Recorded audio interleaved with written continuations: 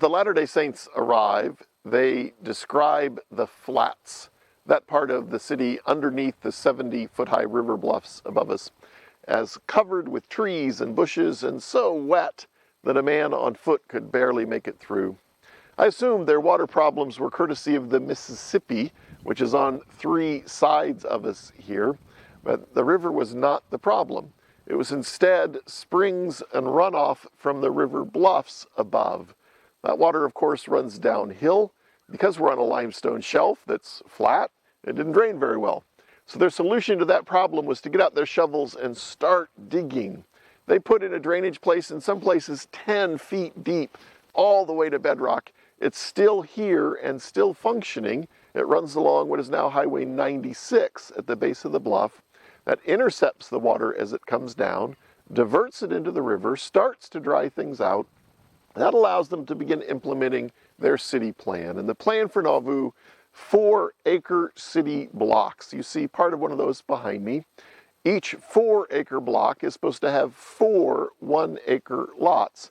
So each family can buy an acre, build a house, plant a garden, chickens, milk cows, fruit trees. You live here, you farm on the prairie up above.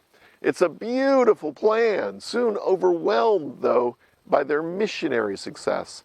Thousands of new members moving in, many from the British Isles. So some blocks, which are supposed to be the home of 4 families, end up subdivided into 14 lots. Others maybe 10, some 8, some stay 4. Imagine, though, trying to look out behind me and seeing maybe 1,200 log cabins, 300 to 500 timber frame homes, 200 to 300 brick homes, and imagine all the sights and sounds of somewhere over 11,000 people.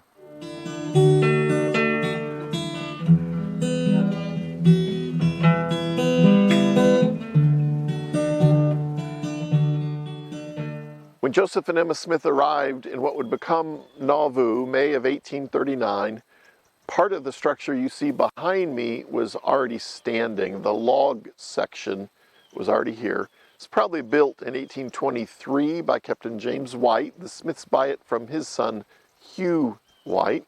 There's 2 rooms, one down, one up. Remember, no additions yet. In those 2 rooms, you had Joseph and Emma and 4 and sometimes 5 children and people who would pay to board with them. By the fall of 1839, Joseph is headed to Washington, D.C. to ask for help from U.S. President Martin Van Buren after being driven from Missouri. While Joseph is gone, malaria is raging in Nauvoo.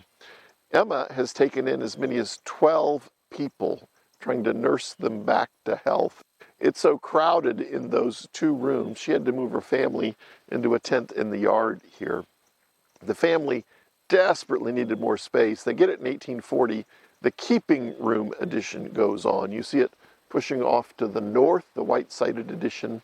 And then within a few years, it seems, they've added 4 more rooms, 2 down, 2 up, to the white-sided rooms to my right. Those are currently, though, furnished and interpreted as they might have looked when Joseph Smith III is living here with his wife, Emmeline, also known as Emma Smith. He's elected Justice of the Peace. They have a growing family.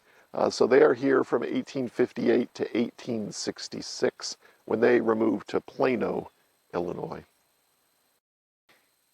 So we've now moved into the oldest part of the house. Again, what the Smiths would have moved into in 1839. 1 room down, stairs behind a door in a corner, 1 room up. Behind me and to the right, you see a walking stick used by Emma Smith later in life. Over the mantel in this room is a musket, one of the type of weapons used by the Nauvoo Legion. The Legion was part of the Illinois State Militia, but in some ways a little different. It was very, very large. These people were passionate about their service in the Legion. So there's probably maybe 3,000 men participating at a time when the U.S. Standing Army had maybe only 8,000 men. It was a defensive force, but for non-members who visited Nauvoo, they might not easily recognize that and sometimes were terrified by the Legion. A non-member U.S. artillery officer visited on a day when the Legion was practicing or parading, and he ends up writing a letter describing what he saw. He said that it's true, the Mormons are peaceable now, but they are like a snowball rolling down an inclined plane that would soon become an avalanche. It's true, he said they're peaceable now, but they're like a lion asleep. Be careful, don't wake them. And he repeatedly called us a warlike people. That's not a description I recognize, but our attempts to defend and protect were being perceived as an offensive threat. I'm in the 1842 or so addition to the home, 2 rooms down, 2 rooms up. Well, we currently furnish and interpret these as they might have looked in 1858 to 1866, when Joseph Smith III and his growing family are here. He is elected Justice of the Peace in Nauvoo, starts serving in 1858. He then joins with the reorganization in 1860, and the locals were not amused. They began passing resolutions township by township, forbidding Joseph Smith III from preaching or praying in those places.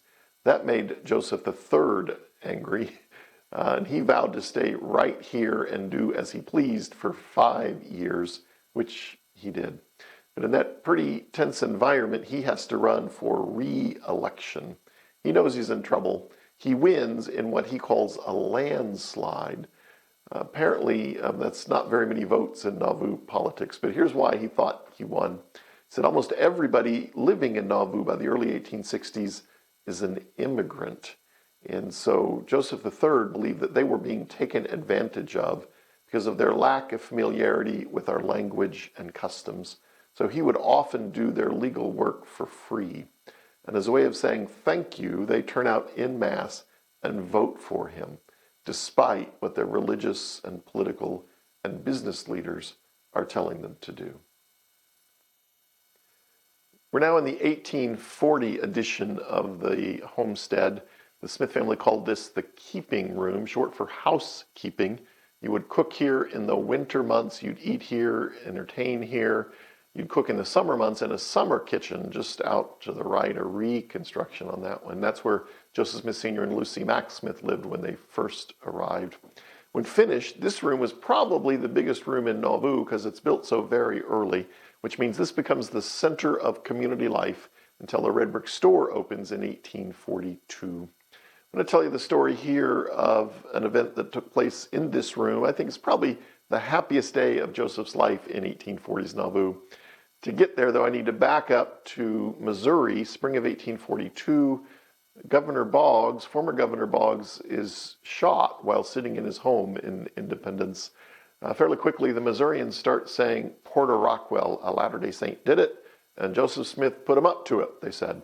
So they start sending sheriffs over here to Nauvoo to arrest and extradite Joseph, take him back to Missouri to face charges. He had pretty good reason to think he's not going to get a fair hearing there.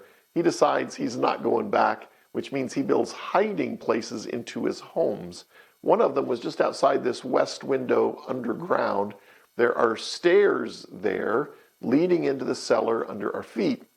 They built a hidden hinge into those wooden steps, so you could lift part of them up, drop underneath, close the steps, pushing off to the west underground a little brick vaulted room, just big enough for 2 men and some food and some water. One of Joseph's hiding places he had to use on several occasions. Imagine, though, how frustrating that would have been. Joseph spent about 80 days in hiding summer and fall of 1842. Not always here, he's kind of bouncing around, but imagine running a city and a church under those conditions. Finally, out of frustration, he goes to Springfield, Illinois, turns himself into a federal judge for an extradition hearing. Judge Pope, P-O-P-E is his name, Joseph's attorney, Justin Butterfield. So I'll paraphrase Butterfield's opening statements in defense of the prophet Joseph Smith. I never dreamed, he said, that I'd be standing in front of the Pope, get it, Judge Pope, defending the prophet of the Lord in the presence of holy apostles, some of the 12 were there, surrounded by beautiful angels, a reference to the fact that there were ladies on the bench with the judge, including, it seems, Mary Todd Lincoln, Abraham's new bride. If there's such a thing as celebrity in the 1840s, it's not the Lincolns, not yet. It's Joseph, and people had turned out from all over to witness this hearing. Butterfield, not just funny but talented, got Joseph released. On the way home, church leaders wrote a song called the Mormon Jubilee, 15 verses long. They sing it at every stop on the way back, praising Governor Ford and Judge Pope and anybody else they could think of. They get home, they rest for a week. The 12 call for a day to be set aside in fasting and prayers of thanksgiving. So imagine the whole city shut down for these fast meetings, one of them in this room. And then on the next day, here, Joseph and Emma host 50 of their closest friends, plus the children, for a celebratory feast. So 75 people total. Joseph and Emma wait on the tables themselves. They sing all 15 verses of the Mormon Jubilee. Eliza R. Snow, though, apparently thought that 15 verses didn't really capture the joy in their hearts. She wrote another 16 verses. They sing those as well. Somewhere in the midst of that celebration, Joseph announced it wasn't only a jubilee for his safe return, it was also his 15th wedding anniversary. It was probably only Emma who noticed that it was really 16 years.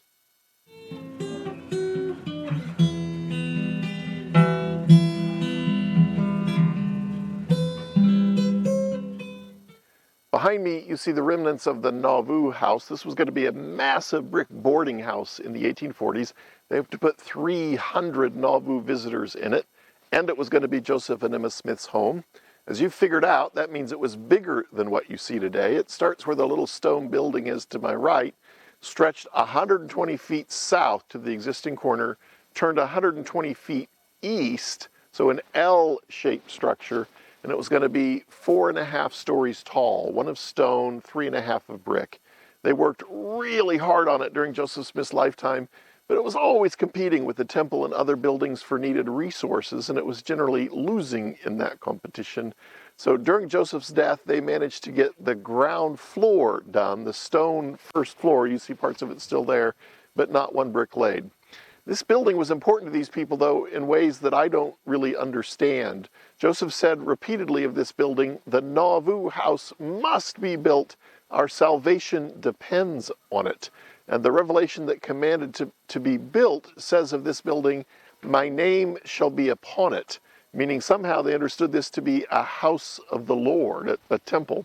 So really important to them. So summer of 1845, after Joseph's death, Brigham Young put more than 270 men to work on this building. And in just a month or so, they get another story put up, this time of brick.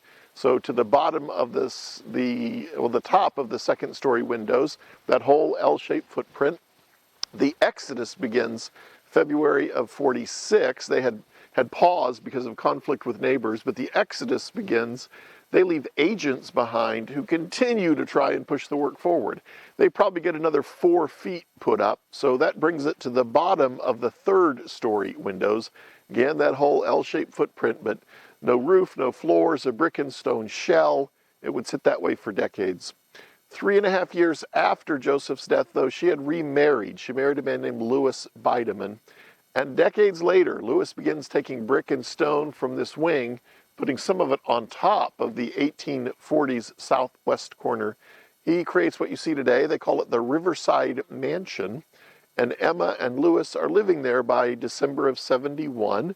Emma lives out the last 8 years of her life in this building, dies here in 1879. The southeast corner, now gone, is where the Nauvoo House cornerstone sat. And Joseph placed in that stone box in the 1840s the manuscript for the 1830 Book of Mormon and then sealed it up. Unfortunately, moisture made it in through the years and damaged it pretty severely. Louis, Emma's second husband, found that after Emma's death, opened it up, and gave chunks or fragments or pages of the contents away to family and friends and visitors. About 28% of that manuscript has been found and conserved in the collections of the Church of Jesus Christ.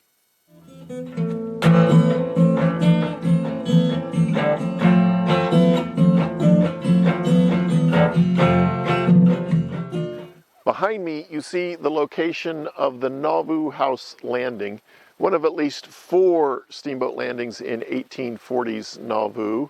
Others included a ferry boat landing at Parley Street, the Kimball landing down kind of in the northwest part of the peninsula, and then on the other end of Granger Street, the Upper Stonehouse landing.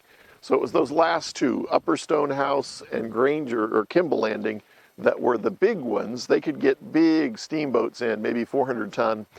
Joseph hoped that all of Nauvoo's commerce and all of Nauvoo's people was going to pass through this landing. So the idea is that boatloads of English converts were going to be coming up, landing here. They'd get off the boat, walk over to the Nauvoo House, buy needed supplies in retail shops that were going to be downstairs there. And they could walk up, rent a room, stay here while they found a lot, built a house. That's the plan. But the geography wasn't cooperating. The water was really very shallow here, part of the Des Moines Rapids. So the big boats couldn't get in. Joseph wasn't going to let a little thing like bedrock get in his way, though. His plan was to put in something called the Great Dam. It was going to run along parallel to the shore and then head across almost all the way to the Iowa side of the river. There were a couple of islands over there. The dam would intersect one of those islands. The steamboat channel would get pushed to the other side of those islands.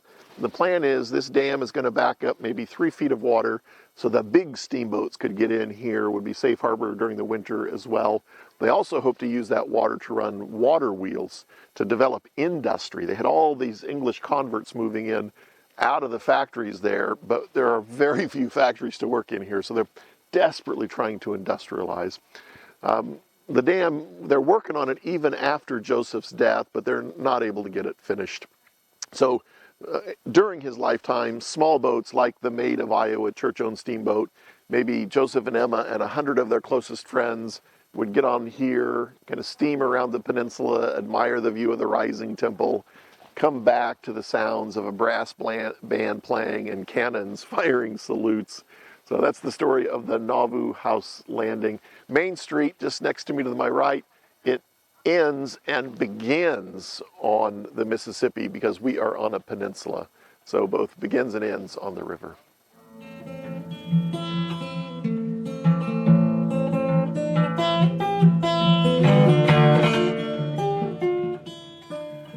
So as we talked about, Joseph and Emma lived in what's now called the Homestead for most of the Nauvoo period. But Joseph talked about how his family often went to bed without supper while living there because they were overwhelmed with visitors, many of whom were impoverished. His plan A was the Nauvoo House, that big brick boarding house under construction. It's moving very slow, though. So plan B, a new home is being built for Joseph and Emma in 1842. You see it just behind me. And then as it's being built, somebody suggests the Nauvoo House isn't going to be done anytime soon. Perhaps the Smiths should add some hotel rooms to the back of their new house. So they do. So last day of August, 1843, Joseph and Emma are removing across the street to what they called the Nauvoo Mansion. We most often call it the Mansion House today. And once that addition is on, this structure stretched back about as far as the white picket fence goes today. So a much bigger structure. We're going to go in and explore what's left today, but before we do, let's talk about what's missing. In 1890, the hotel wing had fallen into disrepair. It had been given by Emma to her son David Hiram Smith. He married and he had a child, but he also eventually is very ill and unable to take care of his part of the house. So it's fallen into disrepair, torn down 1890. So the house survived, the hotel addition did not. What's missing in back upstairs, 10 hotel rooms, 6 doubles, 6 singles and 4 doubles. In back downstairs, in the very back, a room for Lucy Mack Smith. There was a well room back there. There was kind of a commercial kitchen. And then also, maybe the biggest room back there, the hotel dining room. And that dining room is where they had the public viewing for Joseph and Hiram, June 29 of 1844. Remember, they were killed June 27, brought back. The bodies were prepared for burial. They had a private family viewing on the afternoon and evening of the 28th, then a public viewing on the 29th. Imagine something like 10,000 people passing through the front door in one day through the hallway, through the porch, into that dining room to pay their final respects. Let's go have a look at the Nauvoo Mansion House. As you walk in the front door of Joseph and Emma Smith's mansion house and turn right, you would enter the bar room, as they called it, the room that we're in now. This is the room that you would start your stay in. If you were coming to the hotel, you'd sign a guest register and then be taken up and shown a room. We have accounts of Joseph sitting on the carpet in this room, pulling sticks with the Nauvoo police. Stick pulling is a game of strength. You put your feet against your opponents, one stick in between. The goal is to pull the other person up and over the top of you.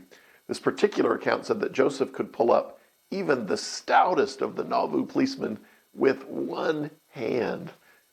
I'm not sure if that tells us more about the prophet or the police. Behind me, on the wall above the mantel, you see Sutcliffe Maudsley watercolors. Maudsley, an English convert, disabled, he gathered to Nauvoo, and to make a little extra money, he would stand you up, trace your profile, and then fill it in. So this is Joseph in his lieutenant general's uniform and Emma in her horseback riding habit. Maudsley was having a rough go of it, though. He came to Joseph for help, and in response, Joseph created the Young Gentlemen and Ladies Relief Society. And their very first task was to raise money for a house for Sutcliffe Maudsley. Once they completed that task, Joseph then turned them loose, using that money to help build the house for Sutcliffe. We have moved just across the hallway to the sitting room in the mansion house. This would have been the fanciest room in the house. It would be the place where the Smiths would hope to entertain their most important visitors. On one occasion, Joseph took a meal in this room, and he ate too much, and he blamed Emma for overfeeding him. W. Phelps, another church leader, was there and said, "Well, Brother Joseph, you should do as Napoleon did. Just eat at a tiny table, big enough for you and one plate of food. That way you can't eat too much." Emma laughed and said, "Oh, Brother Phelps, you don't know Mr. Smith as I. He could never take a meal without friends at the table." Behind me, you see some of the best-known images of Joseph and Emma. These are attributed to David Rogers, a Latter-day Saint artist from New York City who visited Nauvoo in September of 1842. We've moved down the hallway through what was sometimes called a shaving porch and into Emma's kitchen, or at least that's what this room is originally. But fairly quickly, the Smiths realized that innkeeping is not the best use of their time. So they leased the hotel operation out to a man by the name of Ebenezer Robinson. When they do that, they have to give up not just the hotel addition that's stretched out behind us, but almost the entire house. As part of the compensation for that lease, though, they are able to take their meals from the hotel dining room, which means Emma doesn't need her own kitchen anymore. So they convert this space into a private sitting parlor for the family. We saw their formal parlor, the sitting room up front. That's where they would entertain their guests. This would become the room where they would escape when they had done enough entertaining. The Smiths spent their last New Year's together here. Somebody had rented out the mansion house dining room. We're having a big celebration. Joseph and Emma chose not to attend. Instead, they gathered quietly here with John Taylor, family, and friends. The chairs at the table, I believe, to be original to the home. So we've now climbed the stairs, and we are in Joseph and Emma's sleeping chamber. This room concealed access to one of Joseph Smith's hiding places. Right behind me is what was known by 1847 as the secret closet. When you looked in, you would see clothes pegs running around near the top of the wall with clothes hanging down. But if you knew what to do, you could reach in, grab the last peg, pull it out. That released the board, and it was on a hidden hinge. It flips up, exposing a seam in the wooden wall. That wall swings open, exposing a ladder right here. You climb up through a scuttle or a trapdoor into the attic. They laid planks over ceiling joists for a place to sit quietly. So another of Joseph's hiding places. This one survived. I don't think he ever had to use this one because the extradition attempts were behind him at this point in time, but it would have been comforting to know it was there just in case. We have moved through another upstairs bedroom, probably used for the children at times, maybe Lucy Mack Smith. And we're now in the servants' room, or at least that's what this room starts as. So servants here, stairs going downstairs into the kitchen, storage room just to the north. But fairly quickly, again, the Smiths, as part of that lease agreement, the hotel lease, have to give up the big, beautiful bedrooms in the front of the house.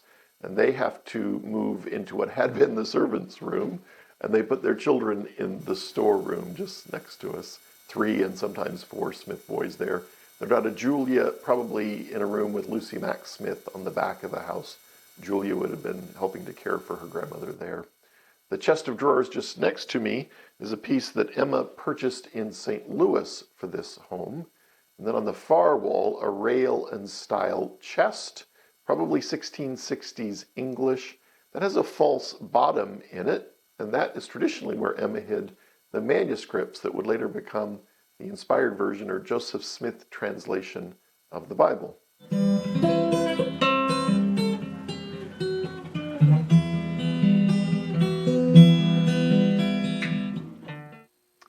We are on the second floor of Joseph Smith's red brick store. This was called the Lodge Room or Assembly Room. The store opened for business January of 1842 with Joseph himself downstairs behind the counter on opening day. He wrote a letter to a friend that day and said, "I love to wait upon the saints and to be a servant to all." Joseph also loved to give his followers credit even if they couldn't pay him back, which is wonderful for the profit of the church, but a problem for a storekeeper who needs to generate a profit. So even before the store opens, Joseph leases it to Willard Richards, but as part of the lease agreement, Joseph was able to maintain an office here on the second floor, which means this big room became the place where the principal business of the city and of the church was being conducted. Day-to-day stuff here too, school for the children, art exhibits, magic shows, rope walking exhibitions, but some really important stuff here as well. This is where the Female Relief Society of Nauvoo was organized, with Emma Smith as first president. They'd find work for the widows and food for the poor. This is where the foundations of endowment rituals, as understood in the Church of Jesus Christ, were introduced for the very first time. Lots of succession-related history here, including Joseph Smith III's blessing and meetings of the Council of 50. This is also where they had the political convention that selected Joseph to be their candidate for United States president. Joseph's presidential platform survives. It's called General Smith's Views, and he lays out in here what he's going to do for you if elected. Among other things, he's going to be rid of slavery by 1850 or sooner. He's going to slash the number of elected officials in Washington, D.C., and slash the salaries of those that remain. Joseph said, "I'll pay them $2 a day. That's more than a farmer makes, and a farmer works an honest day." Joseph's going to throw open prison doors, tell the prisoners to go and sin no more, and then turn those prisons into centers of education. You might be getting a sense as to why Joseph was controversial. Some historians think his death was at least a statewide political conspiracy.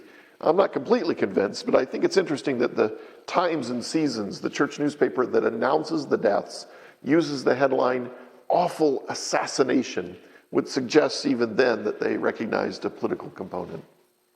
After Joseph's death, others tried to run stores downstairs, but soon most of the potential customers are heading across the plains. By the 1860s, the Smith family's Olive Branch, a reorganized Latter-day Saint congregation, is meeting up here on the second floor. And by the 1890s, the Smith boys' church work had taken them away. The building had fallen into disrepair, and it was torn down. We put it back up as part of the celebration of the 150th birthday of the church, so it was open by 1980. As church leaders prepared to head west, some wanted to give little Joseph Smith III gifts to remember them by. And Brigham Young gave little Joseph a pistol. And Joseph's cousin, George A. Smith, gave him a very big Bowie knife, which Joseph thought Emma would appreciate for the kitchen. Apparently, Bowie knives are not kitchen knives, so he traded for a large cherry rolling pin that he gave to his mother. Bishop N.K. Whitney knew about those gifts, the gun and the knife. He called young Joseph in and said, "Son, I want to help you understand that the pen is mightier than the sword. I'm going to give you my writing desk." And he did. It's the one just behind me and to my right. Looking back on that experience, Joseph Smith III reflected that he believed Bishop Whitney's intent was to instill in him a spirit of peace rather than one of war. At any rate, said young Joseph, that was the effect that it had on him.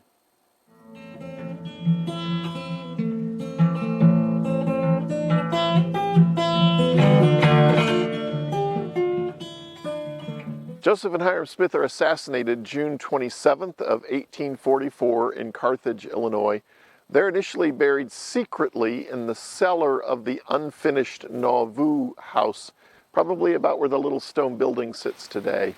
They're there for a period of months and then moved even more secretly to underneath what was sometimes called a bee house. You see a reconstruction of that just behind me and to my right.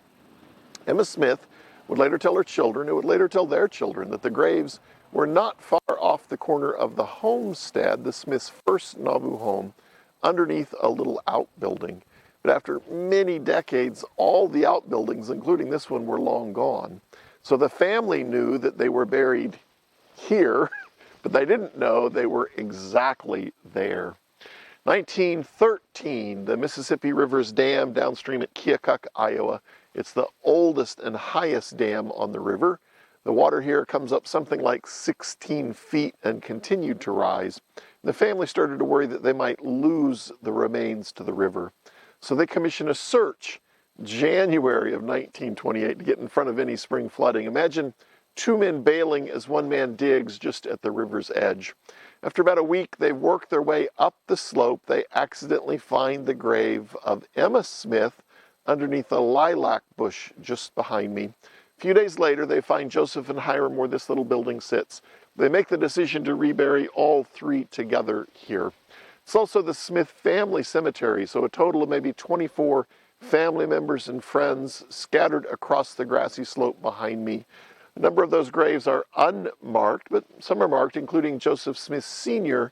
and Lucy Mack Smith, the parents of the founding prophet. They're on the other side of the second clump of lilacs across the cemetery. Thank you very much for allowing me to share just a little bit of the history of Joseph and Emma Smith's Nauvoo.